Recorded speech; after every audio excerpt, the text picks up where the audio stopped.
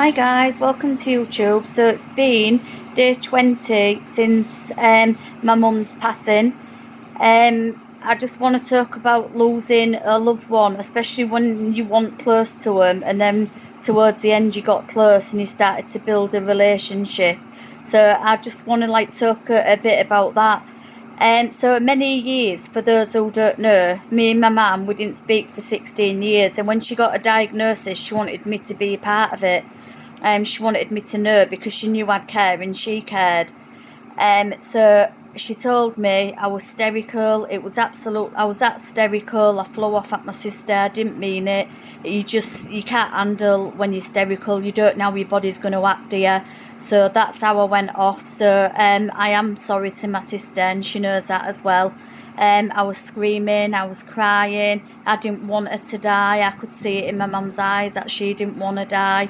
But going on over the weeks to getting a diagnosis, a lot happened from getting the diagnosis. From within a week, well, this all happened in a week. She had a chest x-ray, she had a cancer consultant, she had cancer nurses, all that in a week, guys, to take in. So for those who were dealing with cancer, and for those who do get the diagnosis so fast, my heart really goes out to you, because you don't have time for things to sink in. So the following week she had oxygen, and week by week her oxygen was going up and up, and they tell you what'll happen. They tell you what happens to your body. You start getting tired, you start needing more oxygen, you'll start taking less interest in doing things. You'll go on a drug drive. That's like a disc drive. That's like a drive that goes in your arm. And my mum was like, oh, well, when I get that means I won't come off that, I'm going to die. Well, she wasn't wrong, because she did die. But if it wasn't for those drugs, yeah, she was out of it all the time, guys. I'm not going to lie to you. But the pain that she was in, because she had a tumour on her side, was unbearable. She couldn't even lay on her side, guys. And the pain that she was in, would she prefer to be in pain and not drugged up? Absolutely not. The medication that they give you, please don't be scared. Please take them, because it really did help my mum with the pain. Do you know what? For those who don't want to go in an hospice, and for those who want to die at home, please accept the Macmillan's help. Please accept the medical help, because they're absolutely amazing, and it was amazing for my mum. Yeah, we had so many professionals involved in her life, but if it weren't for the professionals, she wouldn't have had the quality of life that she had, which was minimum. She didn't have a lot of quality, but it was there. She was on a lot of medication, like morphine, sick tablets, agitation medication. All this went through a drive, because when your body gets tired, it gets to the point where you can't swallow, guys, and that's how bad she got. So all the medication helped her. She was just sleeping all the time. She was alert, but she wasn't. But it was sad to see. It was awful.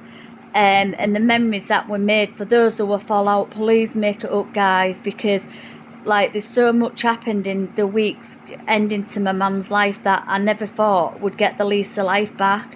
We made up, we spoke about our problems, we spoke about forgiveness, because I was an handful as a child. It wasn't just my mum, I was an handful. And I told my mum I forgive her, and she was like, am I getting punished because of what I've done to you, and for being a bad mother? She wasn't a bad mother. She had 6 kids, and back in the day, in the 60s and 70s, it was really difficult. So a lot of families did have a lot of big families, and it was hard in them days. Do you know what I mean? And being a single parent and having an asshole of a dad who was an alcoholic, who used to beat her all the time, it can't have been easy, can it? But yeah, we had forgiveness, yeah, we made up, we laughed, we cried, we was sad. It was absolutely amazing.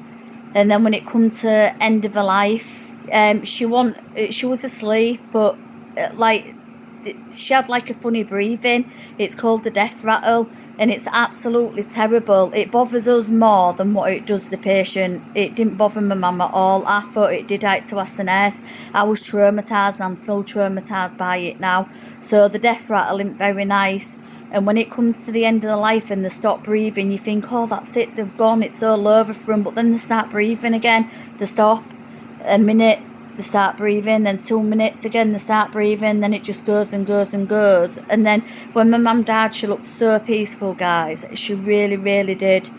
We laughed, we cried, we had so many memories, and I got into a routine of like going to my mum's, and like, because there was only me and my sister Sharon who could like pick her up, really, none of the others couldn't, and it wasn't safe what we was doing, but I really hurt my back, guys, but I don't regret it in any way. I love doing it, I love picking her up, you know, I loved taking care of her. It was absolutely outstanding. It was amazing. I mean, I'm really sick myself, but I did it because I just wanted the dignity of just looking after my mum. You know, she looked after me in the womb. She looked after me as a child. And then, anyway, so when it came to the end of her life and she was gone, a biggest relief just lifted off me. But now she's gone, your routine changes, guys. You miss her, you grieve, you're sad, and I'm quite a spiritual person, so I know that our body's a shell and that's not a body anymore, and I know that she's with the rest of her family now, because when she died, guys, and I mean, I'm not bothered if people don't believe me, but I saw a spirit coming out of her body. It was like a milky white colour, and like she just like lifted up like right out of her body, and I saw her and she just went right up into the ceiling and went. It was, oh my God, I've never seen anything like that, and I am a spiritual person. I was really, really freaked out. And then before she died, I saw a hand open and an hand lift up, and my granddad, like, obviously he's passed away, but my granddad was holding her hand.